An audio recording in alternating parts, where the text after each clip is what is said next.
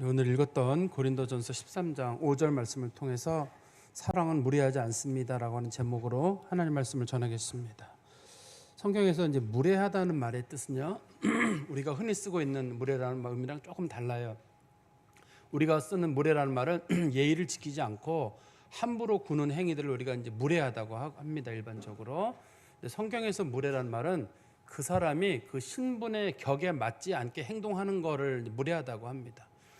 요즘 저희가 가끔 그 TV를 통해서 국정조사하는 장면을 보면 국회의원들이 그 공무원들에게 질문하는 모습을 보면 굉장히 무례해요. 격이 안 맞아요.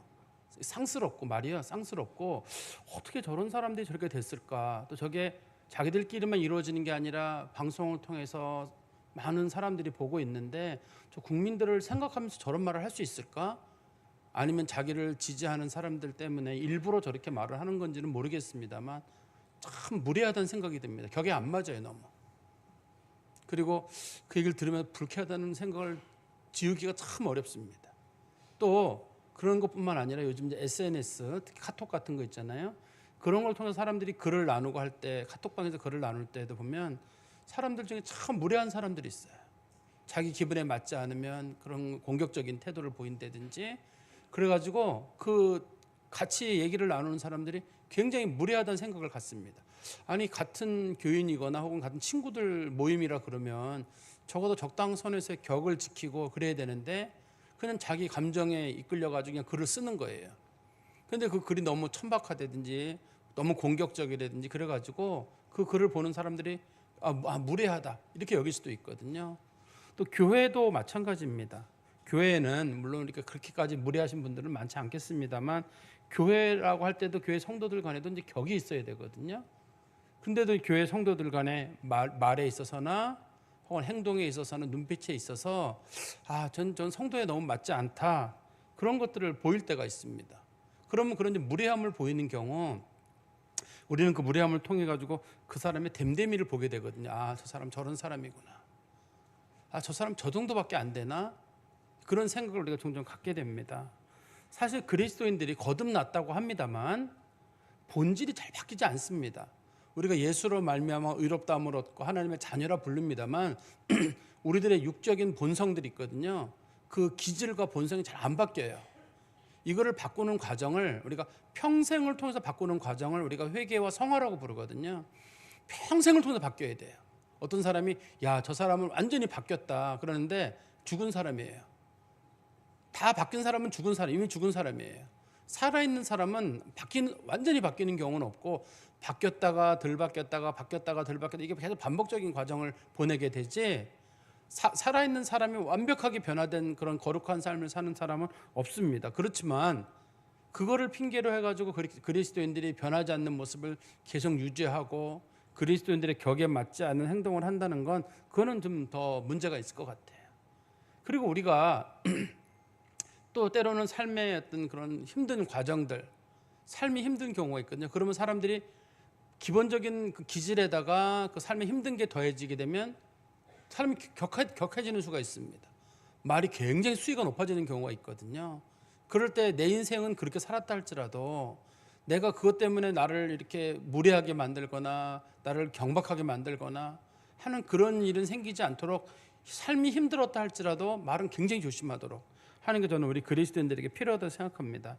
특별히 우리 교회에 사는 성도들은 같은 교인들 간에 좀 무례하지 않았으면 좋겠어요. 같이 있는 성도들은 여기 와서 예배드리고 서로 즐거움을 나누고 충전하고 가는 건데 여기 와서 누군가의 무례한 말 한마디 들어보세요. 얼마나 힘들어요.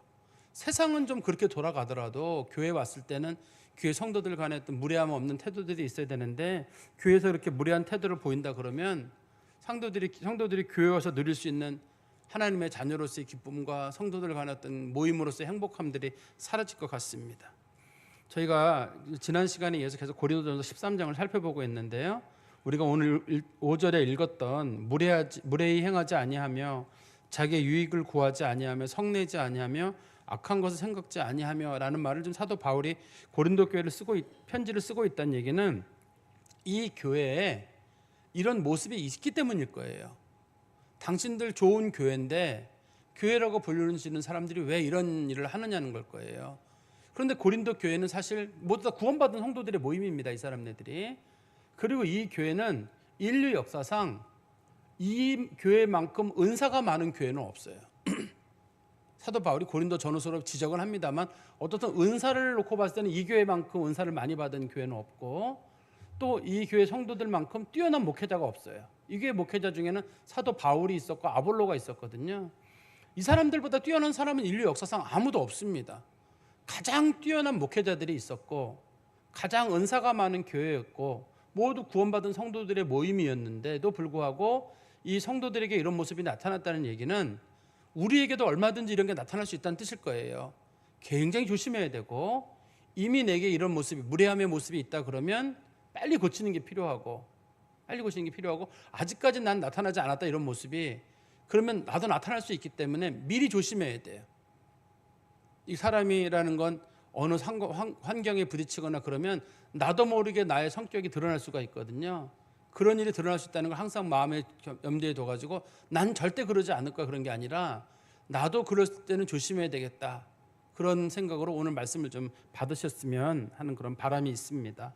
우리 13장 5절 첫 번째 보시면 무례히 사랑은 무례히 행하지 아니하며, 제가 처음에 말씀드린 대로 무례하다는 말의 뜻은 우리나라식 표현에서는 예의가 없다 라든지 그 사람 함부로 말하거나 행동한다 이런 뜻으로 우리나라 말은 받아들입니다. 무례하다는 아우 저 사람 참 무례하다 이렇게 씁니다만 성경에서 무례는 이 성도들이 성도로서는 할 수 없는 말과 행동과 눈빛을 보인다는 뜻이에요.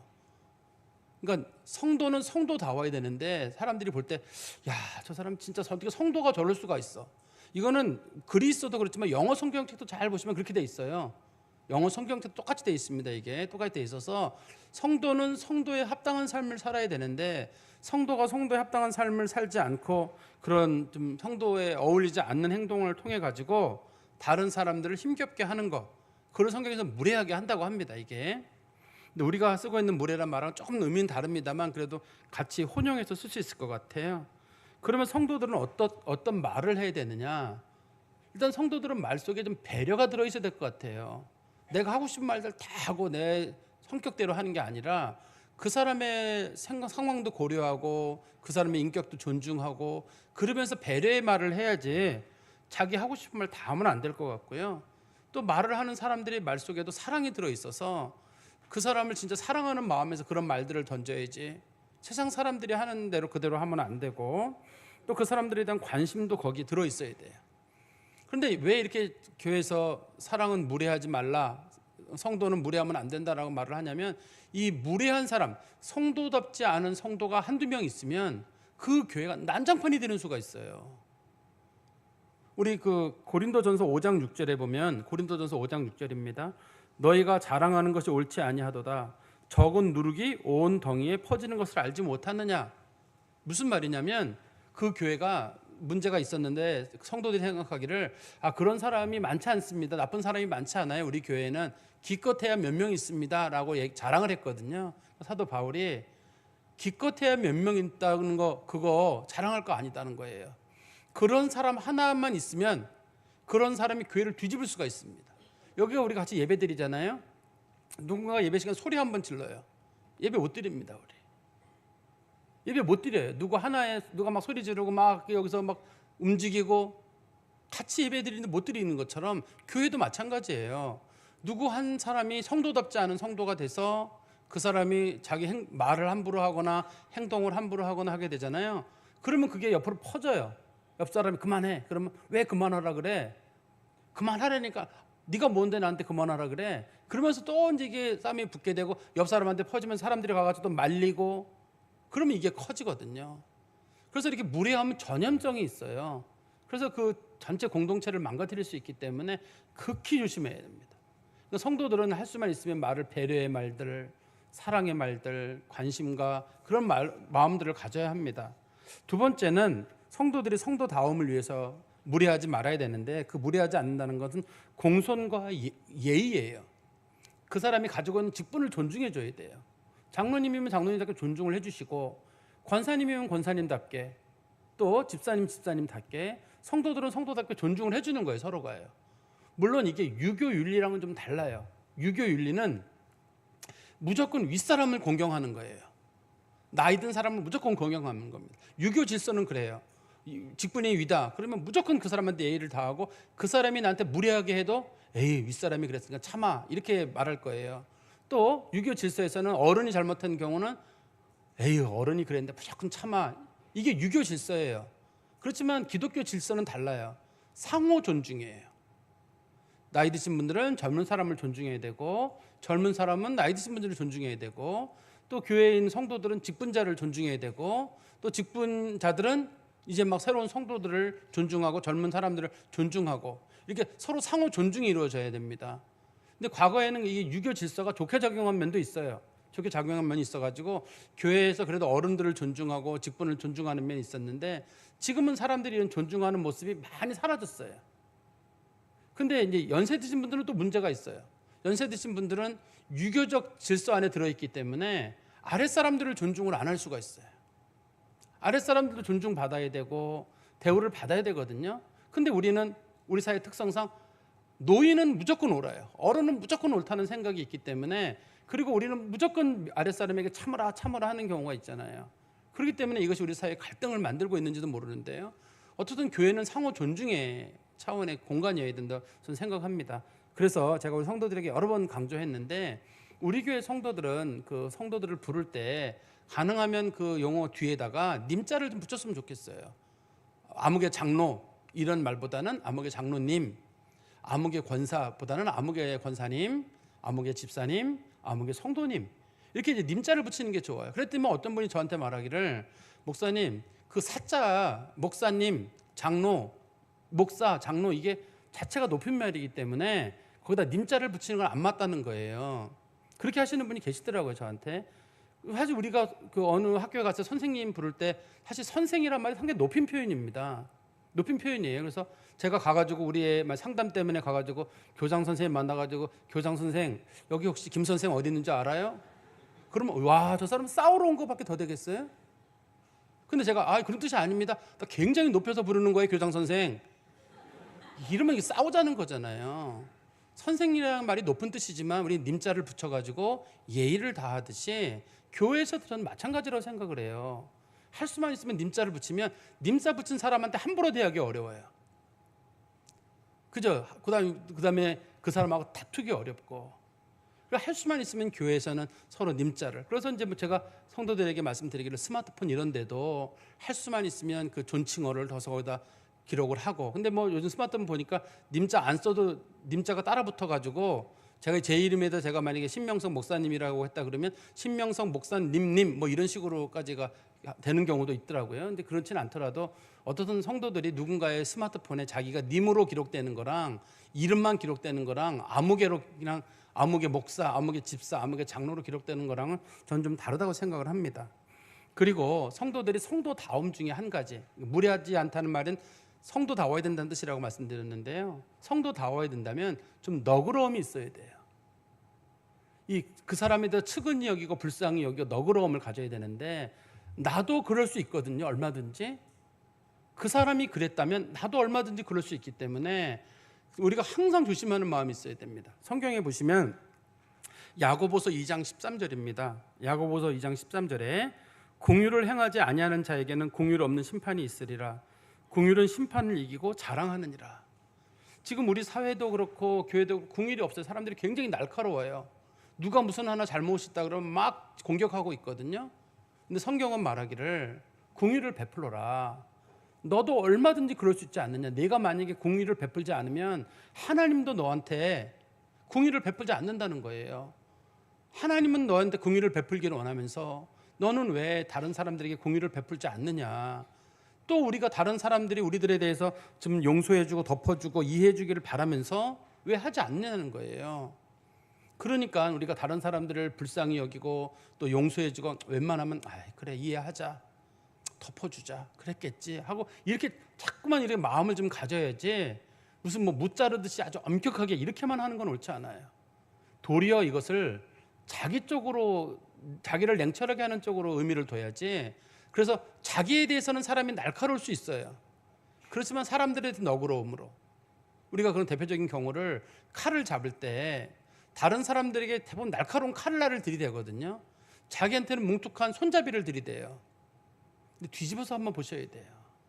날카로우면 나한테 줘야지. 우리가 칼을 줄 때 이렇게 주지 않잖아요. 손잡이를 돌려서 주지 않습니까? 일반적으로 그렇게 주듯이 다른 사람을 대할 때도 웬만하면 그 사람한테는 너그럽게, 나 자신에 대해서는 이러지 말았어야 되는데 하고 자기 자신을 돌아보는 게 되어야지.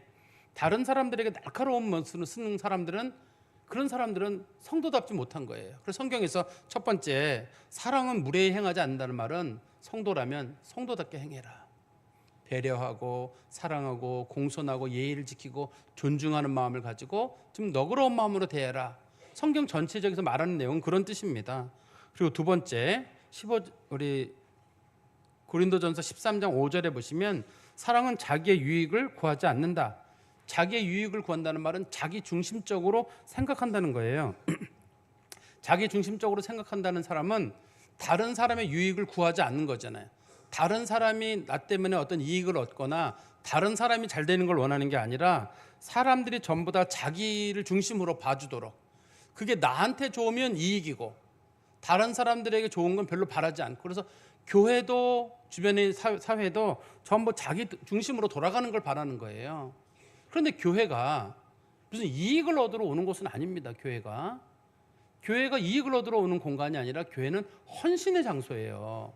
그러니까 내가 여기서 만족하고 내가 유익을 누리고 그러려고 교회에 오는 건 아닙니다. 꼭 교회에 왔을 때는 연세 드신 분들, 어른들이 있으면 그분들이 좀 편안하도록 그분들을 서로 배려하고, 또 주변에 아기들이 있는 사람들이 있으면 아기들을 잘 돌봐주고, 그래가지고 교회에 있는 성도들이 다른 사람들도 여기서 좀 은혜를 누리도록 해야 되는 게 원칙인데, 우리는 좀 그런 면에서 많이 부족한 것 같아요. 대부분 교회에 와서도 자기 중심적으로 교회를 바라보는 경우가 있습니다.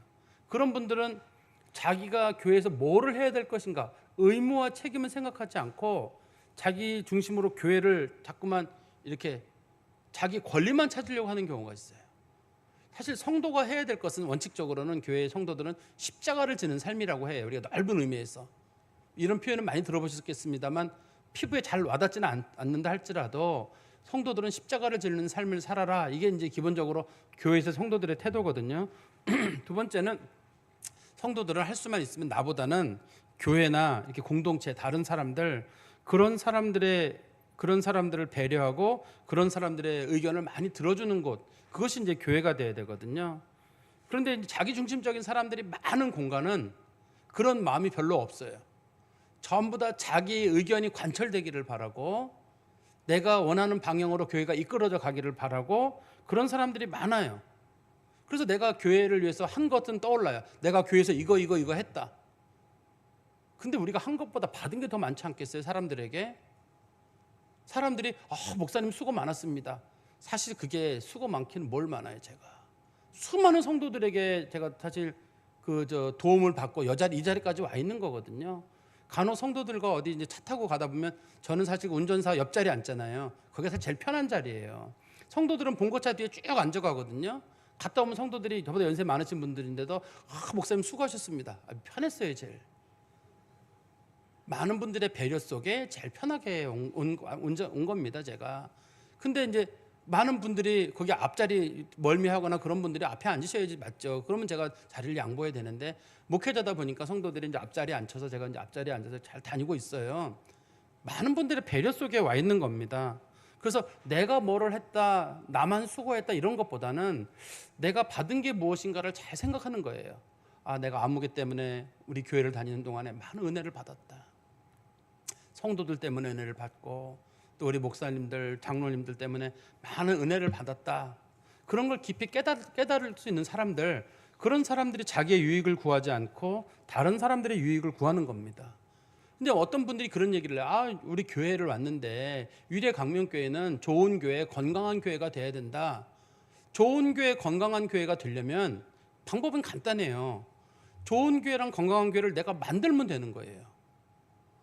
왜 이 교회는 들어왔는데 문이 좁으냐?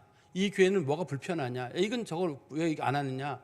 그거는 내가 이 교회 주인이 아니란 뜻이에요. 주인이 아니어서 왜 이 교회 성도들은 이렇고 저 교회 성도들은 저 모양이고 이렇게 하는 게 아니라, 그거는 내가 이 교회에 마치 구경꾼처럼 와가지고 나는 교회에서 편안하고 싶은데 왜 교회는 난방기를 아무 때나 트느냐, 냉방기를 아무 때나 트느냐, 뭐 이런 분들이 있을 수 있거든요. 근데 이제 교회 상황을 잘 아시는 분들은 내가 자리를 조금 옮겨 앉는다든지 조금 불편하면 자리를 피한다든지 이런 식으로 배려를 하고, 할 수만 있으면 교회는 배려의 공간이어야 되기 때문에 그렇게 할 수 있거든요. 근데 자기 목소리를 내는 거. 교회가 추워가지고 더워가지고 뭐 해가지고 음식은 어떻고 뭐는 어떻고, 우리는 전부 다 자기 목소리를 내고 싶어해요. 그게 내 권리라는 거예요. 그게 내가 누릴 수 있는 것들이 생각하거든요. 그렇지만 우리 성도들은 그거보다는 내가 교회를 위해서 뭘 할 수 있을까? 교회가 혹시 많이 덥다 그러면 이 더운 공간에서 나는 뭘 할 수 있을까? 교회가 들어오는 게 불편하다 그러면 내가 이 교회가 불편함을 해소하기 위해서 내가 아이디어를 찾아보고, 조금 교회가 리모델링을 할 일이 있거나 그럴 때 이런 아이디어를 제공해서 한번 이렇게 하면 교회가 좋겠다. 그런 분들은 자기의 유익을 구하는 분들이 아니라 교회를 위하고 다른 사람들을 배려하는 걸 거예요.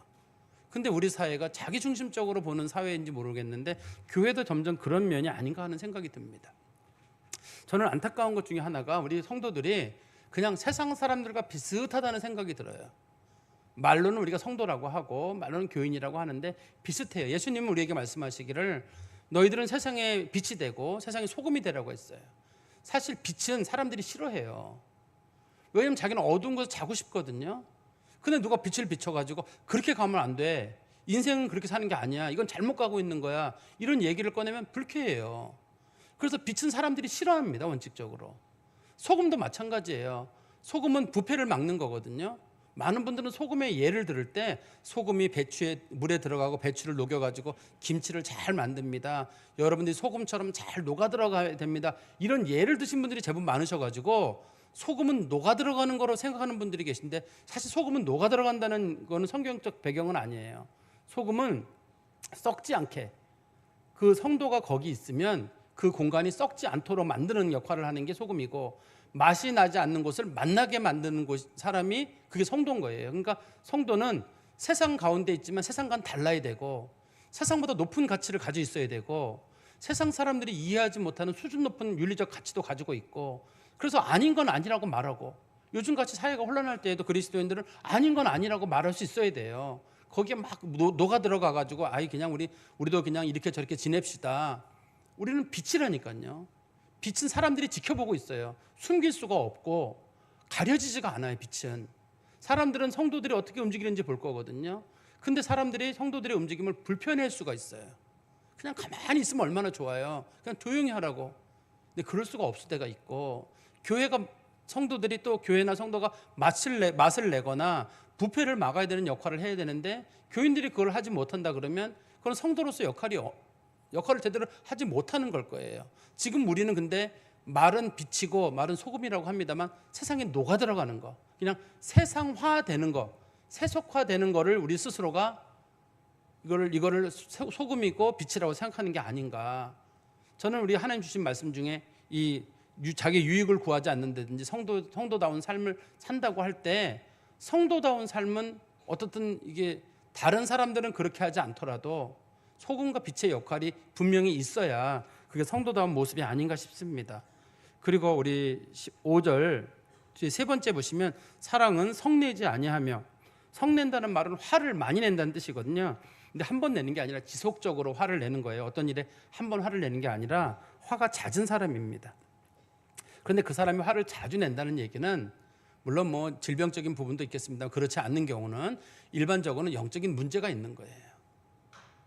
화가 자꾸 나는 경우 있잖아요. 영적인 문제가 있는 겁니다. 하나님은 우리들을 이 화를 내냐 안 내는 거를 우리를 시험하시거든요. 그런데 간혹 어떤 사람이 나를 막 조롱하고 비난을 해요. 그걸 내가 들었어요. 화가 나죠. 근데 화가 날 때 화를 내면 그 시험에 지는 거예요.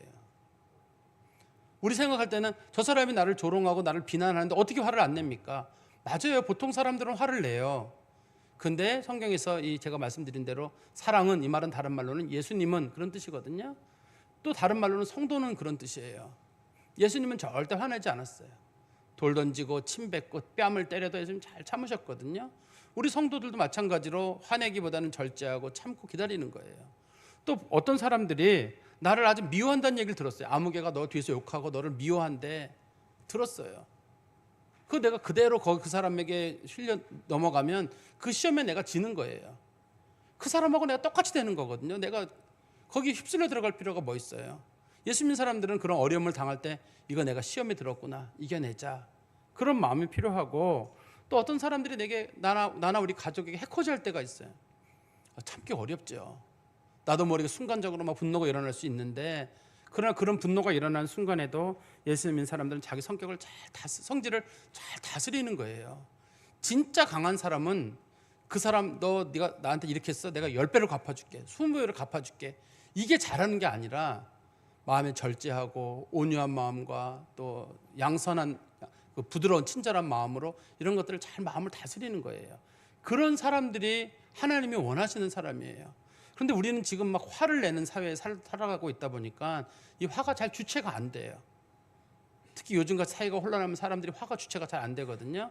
그럴 때라도 그리스도인들은 마음을 잘 다스리는 거예요. 화를 내면 사람들은 아무것도 못해요. 마음을 잘 추스르고 어떻게 내가 할 것인가를 생각하는 사람, 그 사람들이 진짜 지혜로운 온전한 성도라고 할 수 있을 겁니다. 그리고 맨 마지막 5절 네 번째 보시면, 사랑은 악한 것을 생각하지 않는다. 이거는 이제 우리나라 말에는 악한 생각을 일절 하지 않는다고 되어 있습니다만, 영어 성경도 마찬가지고 그리스 성경책도 마찬가지인데요. 절대 보복하지 않는다, 이런 뜻이에요. 보복을 하지 않는다는 뜻인데, 정말 그 사람이 나한테 나쁜 일을 할 때 그냥 화가 난다 이 정도가 아니라, 그것이 보복하는 행위나 안갚음을 하려고 하는 마음으로 가지 않는 거예요. 그 사람은 난 나쁘게 했지만 난 나쁘게 갚지 않는 거를 말하거든요. 그런데 우리 13장 5절 끝에 보시면, 악한 것을, 이거는 보복이라는 뜻이라 했잖아요. 생각하지 않는다라는 말이 있잖아요. 생각하지 않는다를 여러분들이 혹시 영어 성경책 가지고 계신 분들이나 보시면, 그거를 이 치부책에다가, 영어로 어카운트란 말 있잖아요. 치부책에다가 기록을 하지 않는다고 되어 있어요. 그게 무슨 말이냐면, 옛날에 사람들이 무슨 누구랑 거래를 하고 나면 절대 잊어버리면 안 되잖아요. 그러니까 그걸 치부책에 다 적어 놓는 거예요. 성경이 이어서 악한 걸 생각하지 않는다는 말은 치부책에 적어 놓지 마라. 누가 너한테 몇 월 며칠 날 뭐 한 거, 누가 너 서운한 게 한 거, 누가 너한테 함부로 한 거, 사람들은 기억 속에 다 기록을 해놓거든요. 절대 잃어버리지 않으려고, 와신 상담하려고 끝까지 그걸 기억하고 있거든요. 근데 성경은 그러지 말래요. 다 잊어버리래요. 잊을 수 있으면 잊고 덮을 수 있으면 덮고, 그리스도인들이 덮고 이겨나가는 거예요. 모르겠어요. 우리나라 남자분도 여자분도 그런지 모르겠는데, 제가 볼 때는 여자분들은 아주 기억력이 아주 좋아요. 그래가지고 다른 사람하고는 모르겠는데 어떤 남편하고 관련된 것들은 수십 년이 지나도 크게 그저 쫙 눌러놨다가 탁 끊으면 다 나오죠. 결혼할 때부터 시작해가지고 시댁 문제 시작해가지고 서운한 얘기들이 다 나와요. 그렇게 치매에 걸렸다고 하시는 분도 그 기억력 하나만은 아주 그렇게 좋아요. 근데 우리가 뭔가 자꾸만 마음속에 응어리처럼 쌓아두기 때문인 것 같아요.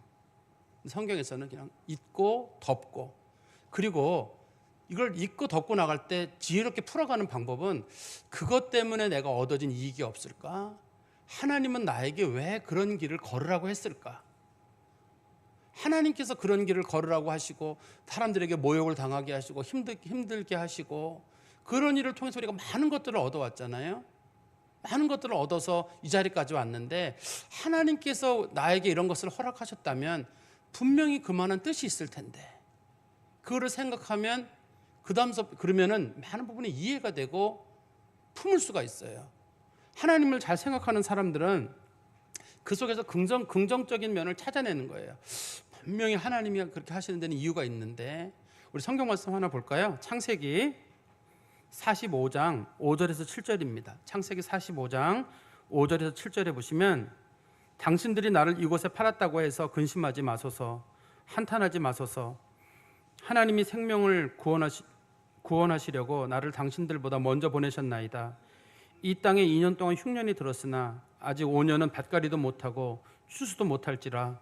하나님이 큰 구원으로 당신들이 생명을 보존하고 당신들의 후손을 세상에 두시려고 나를 당신들보다 먼저 보내셨나니.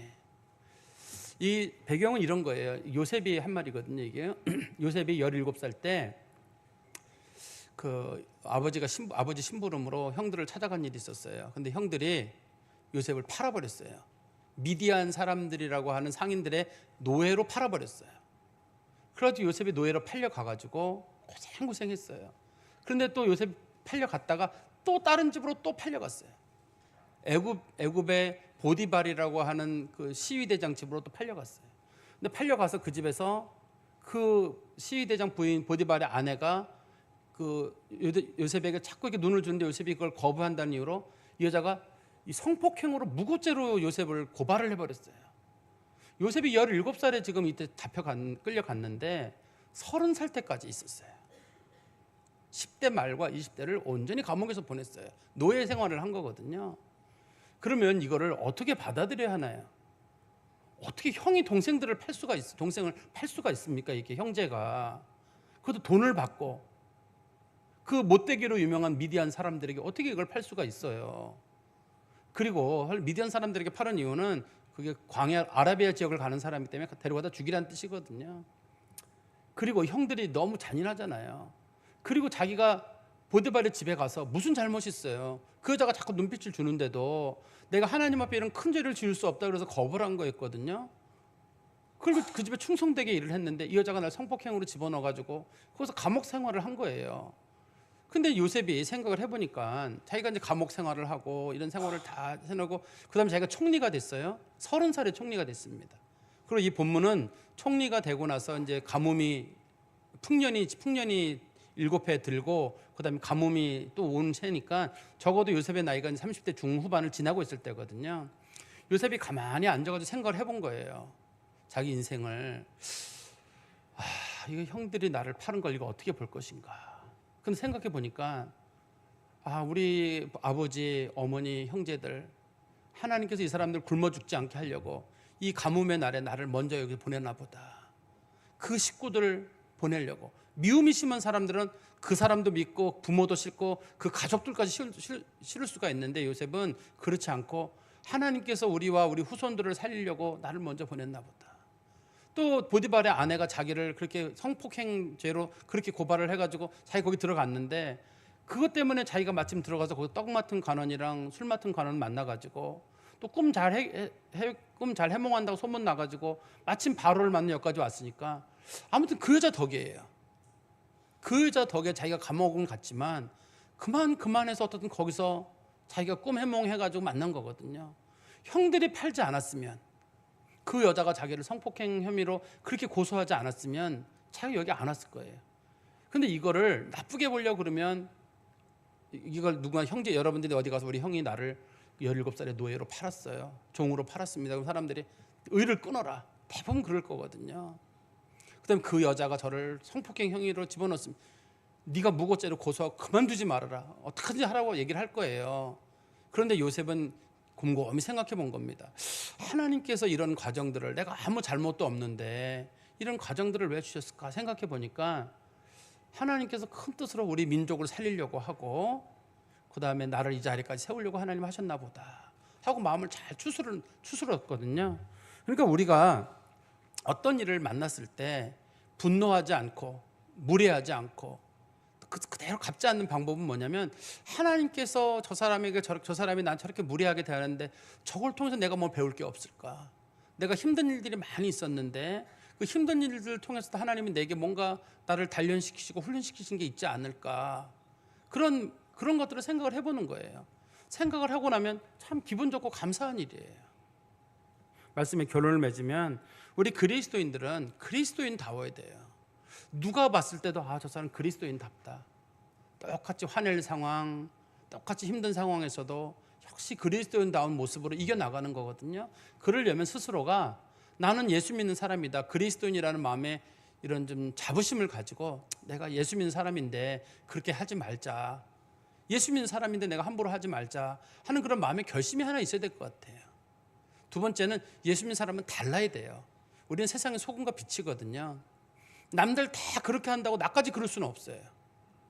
다 그럴 수는 없습니다. 그러니까 남들 다 그러더라도 나는 달라야 돼요. 내가 세상의 빛이어서 사람들이 나를 바라보고 있고 우리가 세상의 소금이어 사람들을 지켜보고 있는데 적어도 세상에 잘못된 거 어둠에 내가 비치는 역할을 하고 잘못된 것을 내가 부패한 걸 부패하지 않도록 만들어야 되는 게 우리 역할인데, 우리가 거기 들어가서 그 나물에 그 밥이 돼버리면 우리랑 세상이 뭐가 달라요? 그리스도인들은 다른 모습을 가지고, 또 우리가 이해할 수 없는 일들이 많이 있을 때는 하나님께서 주시는 뜻이 무엇인지를 좀 긍정적으로 살펴보는 그런 지혜로운 성도 되시기를 간절히 소망합니다. 기도하겠습니다. 하나님 아버지, 주님이 감사합니다. 예수 믿는 사람으로 예수 믿는 사람답게 살아간다는 것 참 어려운 일입니다. 우리가 예수 믿는 사람으로 예수 믿는 사람답게 살아야지만 하나님의 영광이 드러나고 또 주의 영광 가리지 않는 줄 저희들이 믿사오니, 저희들이 하나님 믿는 성도답게 인생을 살아가도록 저희를 붙잡아 주시옵소서. 저희들의 오랜 나쁜 습관들이 나올 때마다 주께서 주신 믿음과 은혜 가운데 자꾸 이기게 하시고, 더 기도하게 하시고, 더 회개의 삶을 살아가도록 저희를 붙잡아 주시옵소서. 예수 그리스도의 이름으로 기도하옵나이다. 아멘.